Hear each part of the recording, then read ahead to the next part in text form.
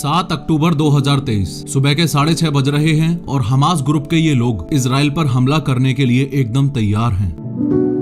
3, 2, 1, fire! Israel पर जंग का ऐलान करके हंड्रेड्स ऑफ मिसाइल्स इजराइल की तरफ फायर करके ये लोग जश्न मनाने ही लगे थे कि अचानक इन लोगों की मिसाइल्स के साथ वही हुआ जो साल 2012 के बाद हमेशा से होता आया है। इनके मिसाइल्स इजराइल के लोगों की जान लेने से पहले और इंफ्रास्ट्रक्चर को नुकसान पहुंचाने से भी पहले आसमान में ही ब्लास्ट होने लग जाते हैं। और इसके पीछे हाथ है तो सिर्फ एक चीज का, इजराइल का आयरन डोम। बिलीव इट और नॉट, इजराइल के पास वर्ल्ड की ग्रेटेस्ट एयर डिफेंस टेक्नोलॉजी है। इजराइल के ऊपर आप ये जो शील्ड देख रहे हो, ये एक इमेजिनरी प्रोटेक्टिव शील्ड है जो कि आयरन डोम प्रोवाइड करता है। आयरन डोम नाम भी इसलिए ही पड़ा क्योंकि ये वेपन डिफेंस सिस्टम एक डोम शेप्ड प्रोटेक्शन देता है जो कि आयरन लेयर जितनी स्ट्रॉन्ग होती है। अगर आप प्रैक्टिकली देखो और ग्राउंड लेवल पर समझने की कोशिश करो तो आयरन डोम असल में ये है। इनफैक्ट ये पूरे आयरन डोम डिफेंस सिस्टम का एक छोटा सा पार्ट है जिसे बोला जाता है बैटरी। ये बैटरी बेसिकली 3 डिफरेंट पार्ट से मिलकर बनती है। ये सबसे पहला है डिटेक्शन एंड ट्रैकिंग रेडार, दूसरा पार्ट है battle management and weapon control BMC और तीसरा पार्ट है ये मिसाइल फायरिंग यूनिट या दूसरे शब्दों में कहूं तो ये लॉन्चर।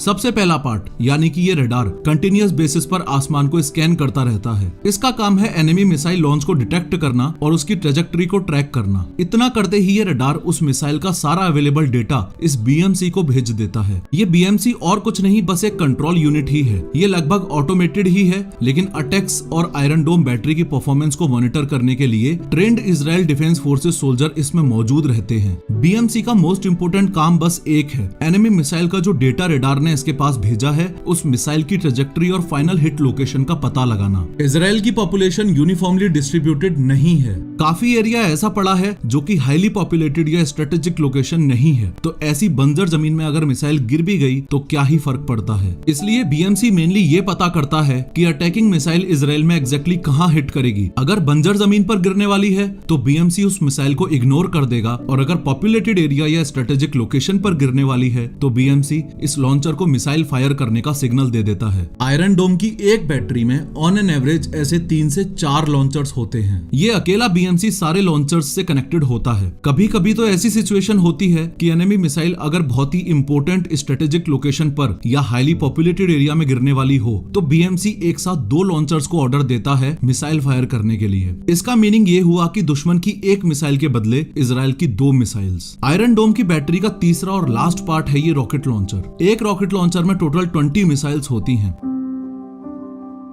अगर ये एक तामीर मिसाइल आपको बाहर निकाल कर दिखाऊं तो इसका स्ट्रक्चर कुछ यूं है कि इसके सबसे आगे वाले पार्ट में तो इलेक्ट्रो ऑप्टिकल सेंसर्स होते हैं। इन शॉर्ट यही वो पार्ट है जो आसमान में दुश्मनों की मिसाइल के पास जाकर उसको सेंस कर पाता है। और थोड़ा नीचे अगर देखा जाए तो यहाँ पर प्रॉक्सिमिटी फ्यूज ब्लास्ट वॉरहेड है, यानी दुश्मन की मिसाइल के पास जाकर ये अपने आप को ब्लास्ट कर लेता है। इसके अलावा इसमें स्टीयरिंग फिन्स भी हैं जो इस मिसाइल को डायरेक्शन देने में और मैन्यूवर करने में हेल्प करते हैं। एक बार के लिए तो आपको विश्वास नहीं होगा कि एक तामीर मिसाइल की कॉस्ट लगभग 50 लाख रुपए है। On the other hand Israel की तरफ हमास जो रॉकेट फायर करता है जिन्हें कासम रॉकेट बोला जाता है, उस एक रॉकेट की कॉस्ट है लगभग सिर्फ 50,000 रुपए। यानी अगर आयरन डोम की एक मिसाइल का प्राइस कंपैरिजन उसके दुश्मनों द्वारा फायर की गई एक कासम रॉकेट से किया जाए तो इजराइल की मिसाइल लगभग 100 गुना ज्यादा महंगी है। इसलिए दुनिया ऐसा मानती है कि आयरन डोम की वजह से हमास भले ही इजराइल के लोगों की जिंदगी और इंफ्रास्ट्रक्चर को नुकसान ना पहुंचा पा रहा हो, लेकिन इजराइल के फाइनेंशियल लॉस का भी बहुत बड़ा कारण बन रहा है। इजराइल के आयरन डोम की तामीर मिसाइल के इतने ज्यादा महंगे होने की वजह से ही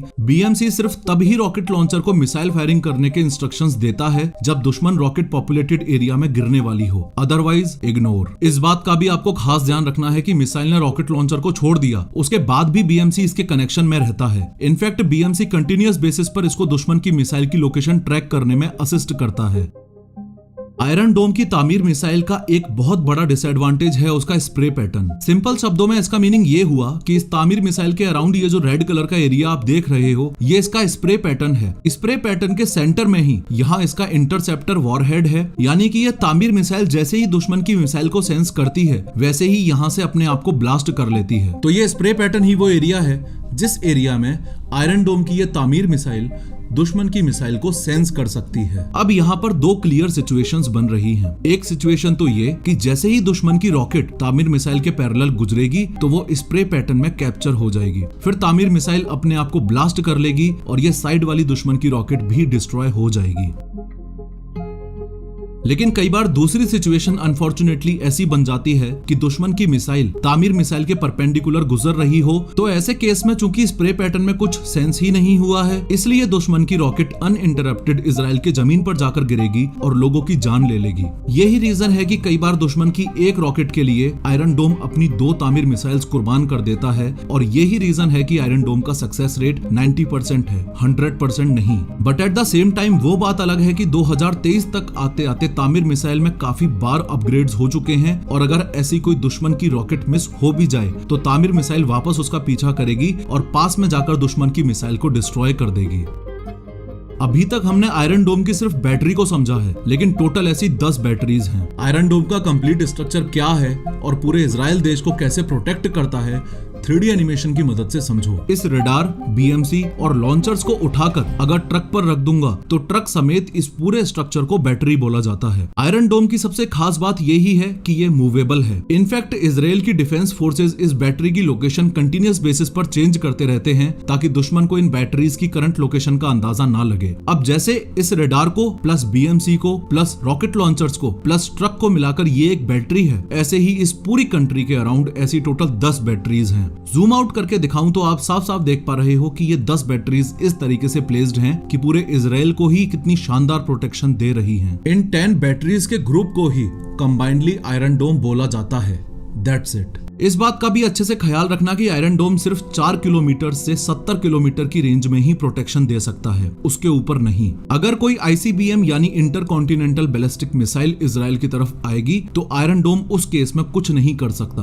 वो बात अलग है कि ICBM जैसी मिसाइल से बचने के लिए इजराइल के पास अदर डिफेंस टेक्नोलॉजीज भी हैं, लेकिन कई साल लगाकर और $200 मिलियन लगाकर इजराइल ने ये आयरन डोम इसलिए ही बनवाया क्योंकि पैलेस्टीन और गाजा से कभी भी इजराइल पर अटैक एक्सपेक्टेड ही रहता है। एक हफ्ते पहले 7 अक्टूबर 2023 को हमास ग्रुप ने इजराइल पर जो अटैक किया उसमें आयरन डोम भी इजराइल की ज्यादा हेल्प नहीं कर पाया, जिसकी वजह से हजारों लोगों की जान चली गई। असल में मुद्दा ये है कि हमास और इजराइल के बाकी दुश्मनों को ये बात अच्छे से पता है कि आयरन डोम उनके रॉकेट्स को एक फेलियर में कन्वर्ट कर देता है। इसलिए पिछले हफ्ते जो इजराइल पर अटैक हुआ उसमें हमास ग्रुप ने स्वैम्प टेक्निक का यूज किया था। आसान भाषा में बताऊं तो लगभग आधे घंटे के दायरे में ही 5000 से ज्यादा रॉकेट्स इजराइल के ऊपर दाग दिए गए थे। अब कैलकुलेट करो कि आयरन डोम के पास एट अ टाइम कितने तामीर मिसाइल्स डिफेंस के लिए रेडी होते हैं। एक लॉन्चर में 20 मिसाइल्स,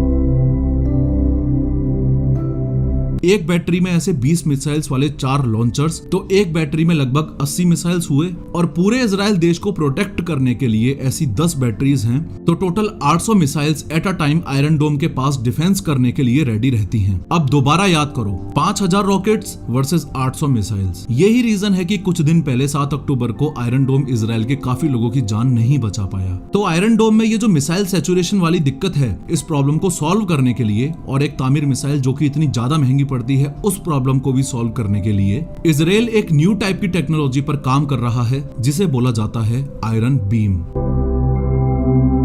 2016 में जब आयरन बीम टेक्नोलॉजी के बारे में सोचा गया और जब इनिशियली इस पर काम शुरू किया गया, तब यह सोचा गया कि दुनिया में जो सॉलिड स्टेट लेजर्स हैं उनके पावर लेवल्स 10 से 40 किलोवाट के होते हैं। तो आयरन बीम वाले प्रोजेक्ट में यह सोचा गया कि मल्टीपल लेजर्स को दुश्मन की रॉकेट पर टारगेट करवाकर कंटिन्यूअसली उसके आउटर शेल पर मारा जाए तो आउटर शेल डिस्ट्रॉय हो सकता है और दुश्मन की रॉकेट बर्बाद हो जाएगी। लेकिन जैसे जैसे टेक्नोलॉजी इंप्रूव हुई वैसे वैसे आज कंडीशन ये है कि iron beam 100 kilowatt class high energy laser weapon system HELWS almost ready है और सिर्फ $3.5 में दुश्मन की एक कासम रॉकेट को डिस्ट्रॉय कर सकता है, इन कंपैरिजन टू $50,000 जो एक तामीर मिसाइल के लग जाते हैं। आयरन बीम का लेकिन सबसे बड़ा डिसएडवांटेज ये है कि ये बारिश में या एडवर्स वेदर कंडीशंस में काम नहीं करेगा। On the other hand iron dome का सबसे बड़ा एडवांटेज ही ये है कि चाहे दिन हो या रात हो या धूप हो या बादल हो, बारिश हो, सर्दी में, हर वेदर कंडीशन में आयरन डोम काम करता है। आयरन डोम इनफैक्ट इतना एडवांस्ड है कि वो बीएमसी में एग्जैक्टली ये भी बता देता है कि किस टाइप के टारगेट को देख रहा है, कोई बड़ा वेपन है, कोई छोटा वेपन है, या कोई मोटार शेल है